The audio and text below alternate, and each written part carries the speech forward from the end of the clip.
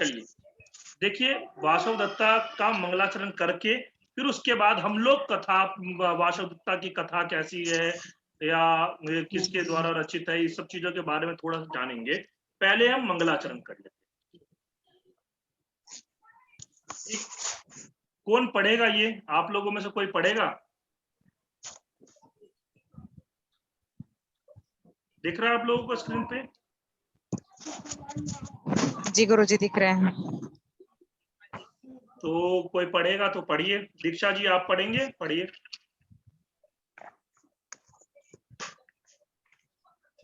कर भद्र सदृशम अखिलम भुवन तलम यत प्रसादतः कवयः पश्यन्ति सूक्ष्म तयः सा जयति सरस्वती देवी। कर भद्र सदृशम अखिलम भुवन तलम यत् प्रसादतः कवयः पश्यन्ति सूक्ष्मतयः सा जयति सरस्वती देवी। ठीक है, ये सरस्वती देवी की साक्षात आपको दिख ही रहा होगा, इसमें सरस्वती देवी की आराधना की हुई है। ठीक है, इसके श्लोक का अर्थ हम अभी देखेंगे। थोड़ा सा रुकते हैं, पहले हम लोग जान लेते हैं वासव दत्ता के बारे में, फिर श्लोक के अर्थ को हम करते हुए आगे और बढ़ेंगे।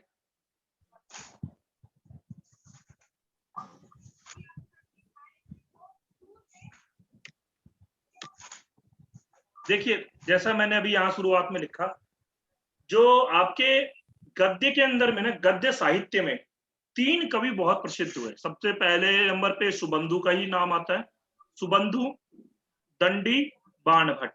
तो सुबंधु, बाणभट्ट या दंडी ऐसे भी बोल सकते हो। तो सबसे पहला जो नाम आता है सुबंधु का, किस लिए आता है कि गद्य साहित्य के अंदर में जितना चमत्कारिक गद्य, क्योंकि इनके देखोगे प्रत्येक वाक्य में लगभग श्लेष है इनके। अभी हम जब पढ़ेंगे ना, श्लेष अलंकार इतना है इनके वाक्यों के अंदर में कि इसको पूरा एक श्लेषोबद्ध गद्य काव्य बोला जाता है, यानी कि श्लेष युक्त गद्य काव्य बोला जाता है। श्लेष अलंकार इतना है इसमें। हाँ, और दूसरे नंबर पर फिर क्या है, बाणभट्ट की कादंबरी तो बहुत प्रसिद्धि हुई, और दंडी के 10 कुमार चरित। 10 कुमार चरित के बारे में तो आप लोग जानते ही होंगे, उसमें 10 कुमारों का वर्णन है। सुबंधु, देखिए यहाँ पे थोड़ा सा ये है, सुबंधु नामक श्लेषमय गद्य काव्य के प्रणेता महाकवि सुबंधु, वासुदत्ता नामक सुबंधु का जीवन वृत्त आज भी तिमिराच्छन्न है। तिमिराच्छन्न का मतलब क्या होता है?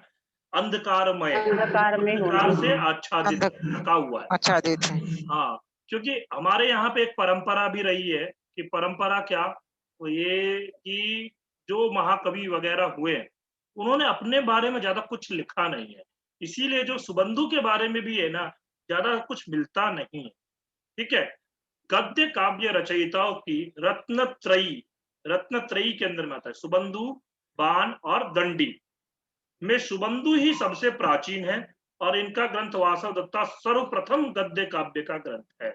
अगर आपसे एग्जाम वगैरह में ऐसा पूछा जाए सर्वप्रथम गद्य काव्य का ग्रंथ कौन सा है, तो आपको सुबंधु का वासव दत्ता। ठीक है, बाकी ये इनसे पहले रुद्रदामन, गिरनार का शिलालेख है, गुप्तकालीन शिलालेख, उन सब पर गद्य दिखता है, परंतु श्लेषमयी शैली में गद्य का प्रथम दर्शन हमें सुबंधु के द्वारा रचित वासव दत्ता में ही होता है। यही सर्वप्रथम गद्य काव्य का ग्रंथ है। ठीक है, फिर उसके बाद आते हैं सुबंधु का समय।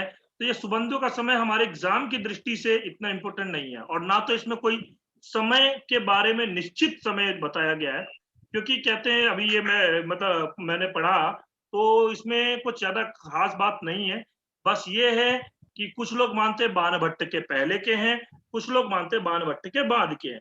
तो ज्यादातर लोगों का मानना क्या है, ये बाणभट्ट के पहले के हैं, क्योंकि देखिए सुबंधु ने वासव दत्ता में विक्रमादित्य के कीर्तिशेष होने का उल्लेख बहुत ही सुंदर ढंग से किया है।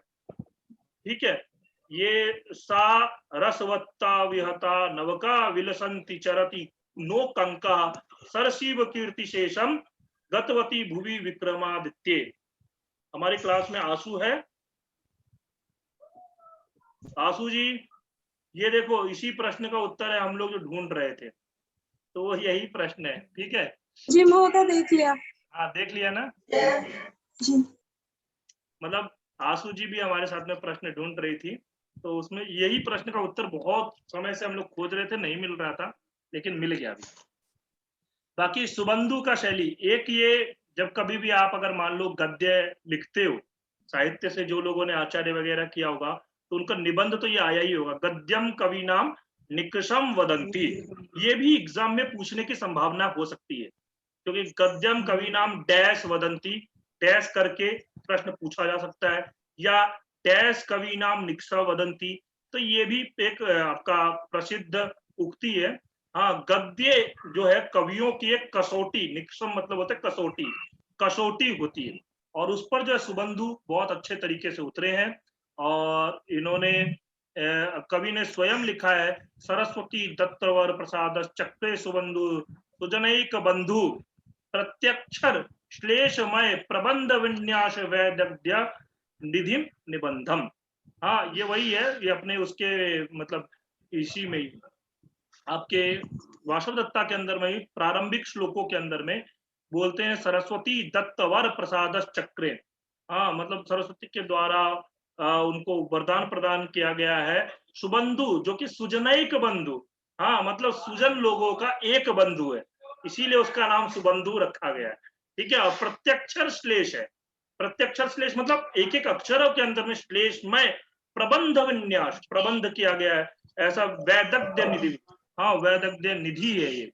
ठीक है वासवदत्ता। अब ये वासवदत्ता का हम संक्षिप्त में कथानक जान लेते हैं। ठीक, अब यहाँ पर एक बार एग्जाम में पूछा गया है प्रश्न, वासवदत्ता कैसा ग्रंथ है। ये भी प्रश्न अभी याद आ रहा होगा आंसू जी को, आज ही हम ये भी कर भी रहे थे कि वासवदत्ता कैसा ग्रंथ है। तो उसमें पूछा गया था कथा है, आख्यायिका है, और भी एक दो ऑप्शन दिए हुए थे। तो उसमें क्या है, ये आख्यायिका है। प्रसिद्ध आख्यायिका वासवदत्ता तथा उदयन की प्रणय कहानी के आधार पर सुबंधु ने वासवदत्ता का प्रणयन नहीं किया है, बल्कि इस रचना का संपूर्ण कथानक सुबंधु के मस्तिष्क की उर्वरा शक्ति की उद्भूति है। ठीक है, और नायिका का अभिधान केवल प्राचीन है। संक्षिप्त कथानक इस प्रकार है, मतलब इन्होंने ना, जैसे आप देखोगे साहित्य में एक समय ऐसा चला कि उसमें बहुत से ग्रंथ राजा उदयन के ऊपर में लिखे गए, बहुत से ग्रंथ, खास करके तो भास के ग्रंथ हैं और श्रीहर्ष के ग्रंथ हैं। वो सब ग्रंथों के अंदर में देखोगे तो उदयन के बारे में ही है। ठीक है, हाँ तो वो जो है उसका उन्होंने प्रणयन नहीं किया, हाँ वो उदयन वाले वासवदत्ता का, बल्कि अपने मन से ही उन्होंने एक मतलब कल्पना करते हुए एक बनाई कथा, और उस कथा में प्राचीन नायिका का नाम वासवदत्ता रखा। अब इसमें देखते हैं कथा क्या है। एक दिन राजा चिंतामणि का पुत्र, ये भी एग्जाम में पूछने की संभावना है, किसका पुत्र, तो चिंतामणि का पुत्र। ठीक है, चिंतामणि का पुत्र कंदर्प केतु, कंदर्प केतु कौन था, कंदर्प केतु पुत्र था।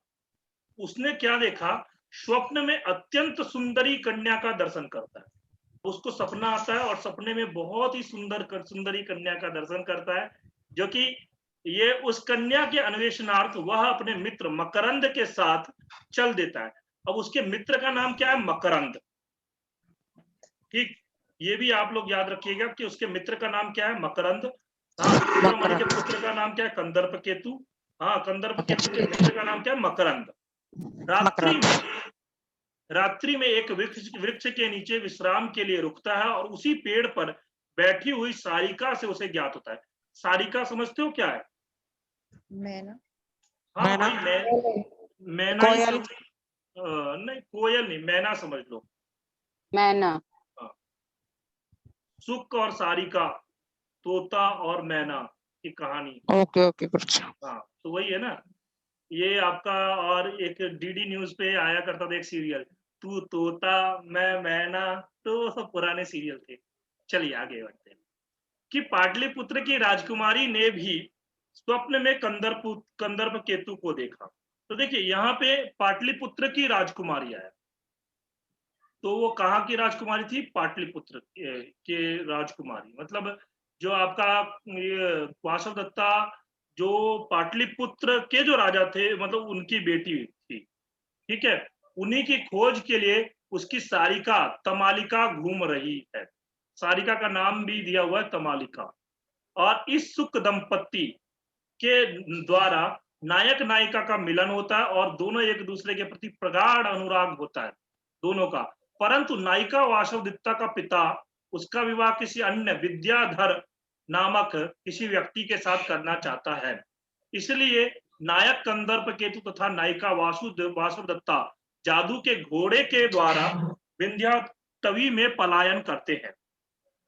वहां पर कंदर्प केतु के सो जाने पर वासवदत्ता अकेले जंगल में घूमने जाती है और वहां उसे देखकर किरातों के दो समूह वासवदत्ता को प्राप्त करने हेतु आपस में संघर्ष करने लगते हैं। इधर वासवदत्ता चुपके से एक ऋषि के आश्रम में चले जाती है और वहां ऋषि के शाप के कारण पत्थर बन जाती है। मतलब यहीं पे ये है कि ये दोनों मतलब वो जो होता है जादू के घोड़े पर उसको भगा करके ले जाता है। फिर क्या होता है कि वो सो जाता है और उधर क्या होता है कि किरात लोग आ जाते हैं, जंगल में किरात लोग होते ही हैं, तो वो दो किरातों का जो ग्रुप होता है वो आपस में लड़ने लग जाता है। वासवदत्ता तो वो चुपके से भाग जाती है और वहां पे पहुंच जाती है और वहां पर क्या होता है ऋषि जो है उसको श्राप दे देते हैं और श्राप से क्या होता है कि वो पत्थर की बन जाती है और पत्थर के बनने के बाद किसी की आवाज आ रही है, अपनी आवाज को बंद रख लीजिए ताकि फिर क्या डिस्टर्ब ना हो।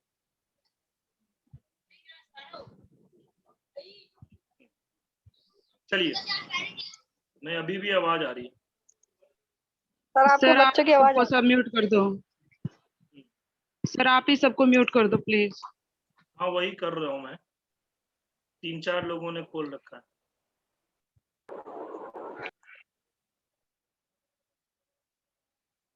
चलिए हो गए।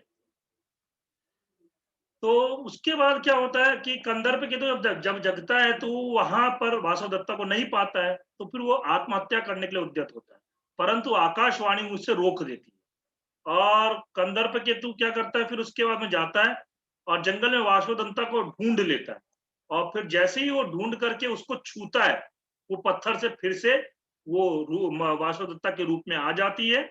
और उसके बाद कंदर्प केतु का दोस्त जो होता है मकरंद वो भी आ जाता है और फिर सब के सब सुखपूर्वक राजधानी लौट जाते हैं। ये इसकी कहानी है। ये कादम्बरी की तरह इसकी कहानी बहुत विस्तृत नहीं है कि 1 जन्म 2 जन्म की कहानी 3 जन्म की कहानी हो, ऐसा इसमें भी नहीं है। बिल्कुल वही जन्म की कहानी है। हाँ बस ये है थोड़ा विरह दिखाया गया है क्योंकि वो जो अलग हो जाता है तो मरने के ये भी उद्यत होता है, परंतु आकाशवाणी होकर के ये अपना ढूंढता है और फिर मिल जाती है तो फिर इसके बाद में ये अपना मिल जाते हैं। ठीक है, ये पूरा हमारा यहाँ पर। और फिर उसके बाद जो भूमिका में है वो हमारी एग्जाम के दृष्टि से ज्यादा इंपॉर्टेंट नहीं है। अब हम लोग चलते हैं यहाँ से शुरू करते हैं। मंगलाचरण हम लोगों ने पहले पढ़ लिया था, फिर से एक बार पढ़ देता हूँ। कर बदर सदृशम अखिलम भुवन तलम यत् प्रसादतः कवयः पश्यन्ति सूक्ष्म मतयः सा जयति सरस्वती देवी। ठीक है, अब देखिए यहाँ पर चिकीर्षितस्य ग्रंथस्य निर्विघ्न परिसमाप्तये ग्रंथादो शिष्टाचार विहित मंगलम ग्रंथकृन् निबध्नाति। वही चीज है जो कि मैंने आपको शुरुआत में बोला था कि हमारे यहाँ की परंपरा चलती हुई आ रही है कि कभी भी चिकीर्षितस्य मतलब चाहा गया है ऐसा उसमें। अच्छा, चिकीर्षितस्य मतलब चिकीर्षति जो प्रयोग बनता है उसमें कौन सा प्रत्यय होता है, एग्जाम में पूछने की संभावना है। चिकीर्षति, पिपठिषति ऐसा प्रयोग बनता है ना, तो उसमें कौन सा प्रत्यय होता है, कोई बता सकता है?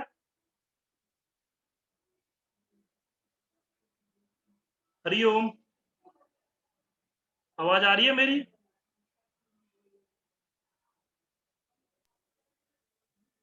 हरिओम। जी सर आ रही है। हाँ आ रही है सर। हाँ तो बताइए चिकीर्षति इसमें कौन सा प्रत्यय है? चिकीर्षति लेफ्ट प्रत्यय। कौन सा प्रत्यय? लेफ्ट। ल्यप। लेप नहीं है गुरुजी, इसमें लेप तो धातु तो पता है, प्रत्यय नहीं पता। इसमें सन प्रत्यय होता है। हाँ ठीक कह रहे हैं आप, क्री धातु है और सन प्रत्यय है, बिल्कुल सही हाँ, कह रहे हैं। हाँ। तो जी चिकीर जी जी। सती, पिपठी सती, और उसके बाद में मतलब इससे वो और क्या बनता है, और भी बहुत से प्रयोग इसके बनते हैं। हाँ, जो कि मतलब ये चाहने के अर्थ में होता है। धातो कर्मणः समान कर्तृक समान धातो कर्मणः समान कर्तृछायाम या कर्तृकयाम बिना, ऐसे ही कुछ है। हाँ, इस सूत्र के द्वारा होता है, इससे सन प्रत्यय होता है, और ये एग्जाम में पूछा जाता है, इसलिए मैं बोल रहा हूँ। फिर उसके बाद यहाँ पर ये जो श्लोक बोला है, इस श्लोक में देखिए, यत् प्रसादतः कवया सूक्ष्ममतया संता अखिलम भुवन तलम करवर सदृशम पश्यन्ति सा सरस्वती देवी जयति। मतलब यत् प्रसादतः, यत् मतलब होता है जिसके प्रसाद से, जिस सरस्वती देवी के प्रसाद से। हाँ, सरस्वती देवी की प्रसाद का मतलब क्या हुआ, उनकी कृपा से, कृपा से कवयः, कवयः मतलब जो काव्य कर्म कुशलः विद्वांसः, जो काव्य कर्म में कुशल विद्वान लोग होते हैं, सूक्ष्म मतयः, सूक्ष्म मति वाले होते हैं। कैसे? सूक्ष्म दूर दुरवगाह विषय प्रदर्शनी कुशाग्रा इति यावत मति। हाँ, तो सूक्ष्म मति वाले होते हैं। प्रतिभा येषाम ते, हाँ, जिनकी ऐसे जो होता है सूक्ष्म मति हो जाती है, जो कि आपका दुरह विषयों को भी जानने वाले हो जाते हैं वो लोग। हाँ, कठिन से कठिन विषय, और आपका जैसे होता है ना, जिस चीज को क्या, एक वाक्य चलता है हमारे यहाँ पे, जहां न पहुंचे, जहां न पहुंचे रवि, जहां न पहुंचे रवि, रवि वहां वहां पहुंचे कवि। कवि। जहां पर सूर्य का प्रकाश जहाँ भी ना नहीं पहुंचे पहुंच रवि सकता। वहां पहुंचे कवि। हाँ, तो ये है कि जहां ना सूर्य का प्रकाश भी नहीं पहुंच सकता, यानी कि सूर्य की किरणें भी नहीं पहुंच सकती, वहां पर कवि लोग पहुंच जाते हैं। उनकी कल्पना शक्ति इतनी अच्छी होती है। और फिर इसी को ही आगे किसी ऐसे मतलब एक अनुभवी ने इसी को आगे बढ़ा दिया, और जहां ना पहुंचे कवि वहां पहुंचे अनुभवी। ठीक है, ये भी किसी ने बढ़ा दिया इसको आगे। परंतु ये चीजें, जहां ना पहुंचे रवि वहां पहुंचे कवि, तो यही इसी चीज को कहते हैं वो सूक्ष्म मतलब दुरावगाह विषय प्रदर्शनी। हाँ, कुशाग्र इति यावत मति ही, हाँ, जिनकी कुशाग्र मति होती है, ऐसी प्रतिभा येषाम ते संतः, वैसे सूक्ष्म मतयः संतः होते हुए अखिलम समस्तम, अखिलम मतलब संपूर्ण, समस्तम भुवन तलम, भूत भव्यम भविष्यम भुवन तलम। हाँ, तो अखिलम मतलब समस्त भूतकाल, भव्य मतलब जो चल रहा है वो, और भविष्य काल, इन तीनों को जानते हैं। कवि लोग देखोगे, कवि की लेखनी शैली ऐसी होती है कि वो भविष्य की बातों को भी लिखते हैं और भूत की बातों को भी लिखते हैं। तो भूत भविष्य वर्तमान तीनों चीजों को वो जानने वाले हैं। भुवन तलम जगत जातम और करवर सदृशम अस्ति। करवर सदृशम मतलब समझते हो क्या? कर होता है, कर बोलते हैं हाथ को। हाँ, करह, करे हस्ते स्थितम बदरम, बदरम एक बदरी फल होता है। हाँ, बदरी फलम तत्सदृशम, उसके जैसे, तद्वत पश्यन्ति मतलब हाथ में रखा हुआ कदरी क्या बोलते हैं इसे आपको, बदरी फल जो है, बदरी फल के तरह वो लोग, कवि लोग जो है कि सरस्वती जी की कृपा से सूक्ष्म मति होकर के, हाँ, अखिल संपूर्ण भुवन को, भुवन तल को, संपूर्ण जगत को वो लोग बदरी फल के तरह समझते हैं। यानी कि संपूर्ण जगत को, जगत की बातों को वो लोग जानते हैं सरस्वती जी की कृपा के द्वारा। हाँ, और तो ये साक्षात, ये देखिए, स्थिरतम बदरी फलम तत्सदृशम तद्वत पश्यन्ति इत्युक्ते साक्षात कुर्वन्ति, भूतम भविष्यम वर्तमान जगत जातम अनायासेन यथा तथ्यम प्रत्यक्षी कुर्वन्ति। तो जो भूत भविष्य वर्तमान है उनको यथा मतलब जैसा है वैसा ही यथा प्रत्यक्षम कुर्वन्ति, ऐसा। करवर सदृशम मतलब करवर के सदृश, अखिलम अखिल संपूर्ण भुवन तल को जिनकी प्रसाद से कवि लोग पश्यन्ति देखते हैं, ऐसे सूक्ष्म मतया कवया। यहाँ पर इससे विशेषण विशेष संबंध से जब अन्वय करते हैं तो ये इसका अन्वय बनेगा। सूक्ष्म मतया कवया स जयति सरस्वती देवी, ऐसी सरस्वती देवी की जय हो। ठीक, इससे समझ में आया किसकी स्तुति की गई है? सरस्वती देवी की। अगर आपसे एग्जाम में पूछा जाता है तो आप ये बोल सकते हो। और एग्जाम में कैसा है कि यहां से ऐसा पूछ लेते हैं, सा जयति डैश देवी, तो सरस्वती देवी, या डैश सदृशम अखिलम भुवन तलम यत् प्रसादता कवयः, तो यहाँ पे करवर सदृशम, हाँ, या करवर सदृशम अखिलम भुवन तलम यत् प्रसादतः डैश कवयः। इससे बहुत प्रकार के प्रश्न बनने की संभावना है, तो इसीलिए ये हमें अच्छे से पता होना चाहिए। हिंदी में अर्थ भी देख सकते हो, कोई इसमें ज्यादा वही बात है, मैं समझा चुका हूँ। जिनकी कृपा से कवि लोग दुरावगाह विषयों में प्रविष्ट होने वाली प्रतिभा प्राप्त कर जगत के भूत भविष्य और वर्तमान सभी वस्तुओं को प्रत्यक्ष रूप से स्पष्टतया देख लेते हैं, उन सरस्वती देवी की विजय हो। फिर इसके बाद आते हैं दूसरे श्लोक पर। खिन्नोसी मुंच शैलम विभ्रमो विभ्रिमो वयमिति वदत्सु शिथिल भुजः भूर्वग्न वितत बाहुसु गोपेशु हसन हरिर्जयति। फिर उसके बाद में है दूसरा श्लोक, इसको भी ले ही लेते हैं साथ में। कठिन कठिन तर दाम वेष्टन लेखा संदेह दायिनो यस्य राजंती बलि विभंगा स पातु दामोदरो भवतः। हाँ, तो इसमें ये जो है ना नीचे वाली पंक्ति, ये एग्जाम में पूछा गया। और मैं आपको एक बात बता देता हूँ, ये अभी बता दे रहा हूँ कि मैंने आपको 50 पेज भेजे। 50 पेज हमारा जितना हो पाता है हम करेंगे, पर मैं कह रहा हूं ये इसमें से जो है ना, ये जो श्लोक है, इन श्लोकों से ही प्रश्न ज्यादातर पूछे जाते हैं। और प्रारंभिक जो मान लो 5 से 6 पेज हैं, उन 5 से 6 पेज में ही अभी तक जो प्रश्न देखे गए हैं उतने में ही प्रश्न आए हैं। ठीक है, ज्यादा मतलब ये आगे का नहीं, प्रश्न कभी नहीं पूछा गया है। हाँ, तो हम लोग इन पे विशेष ध्यान देंगे। ठीक है, तो खिन्नोसी मुंच शैलम बिभ्रिमो वयमिति वत्सु शिथिल भुजा भरभुग्न वितत बाहुसु गोपेशु हसन हरिर्जयति।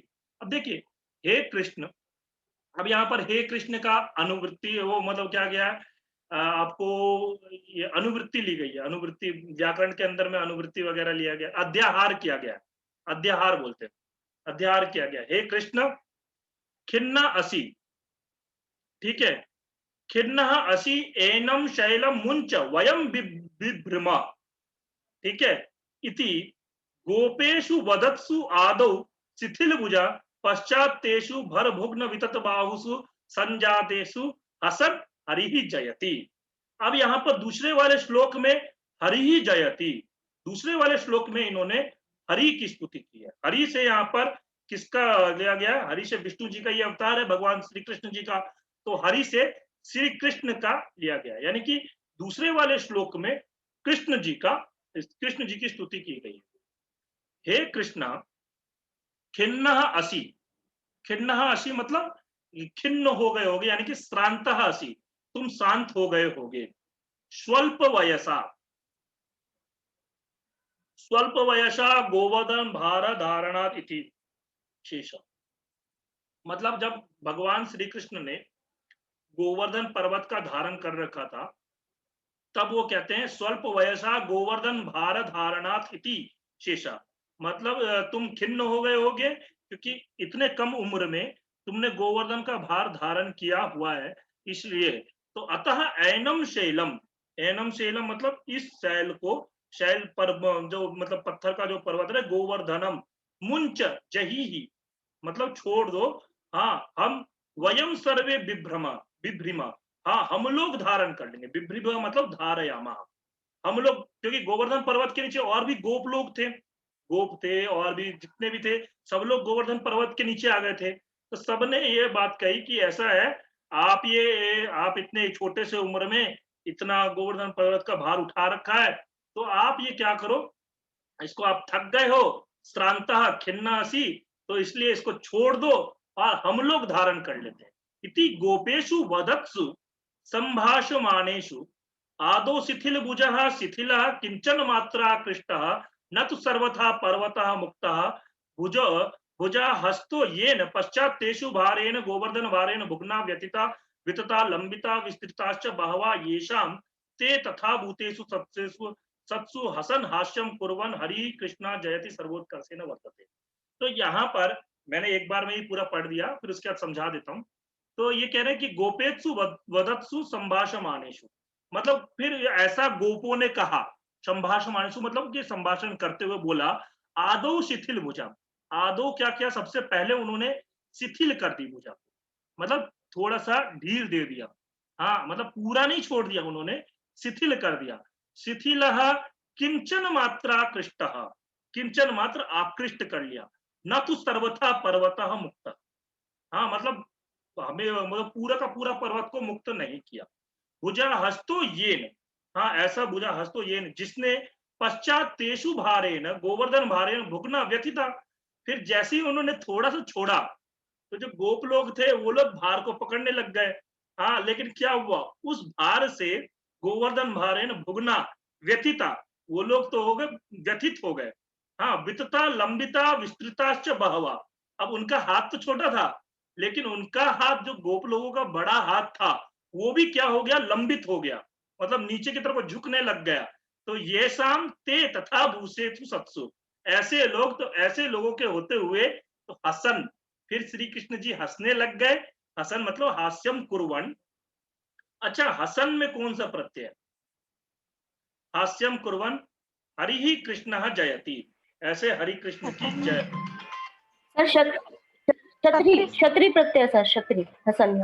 अच्छा क्षत्रिय है या शत्रु है? क्षत्रिय सर।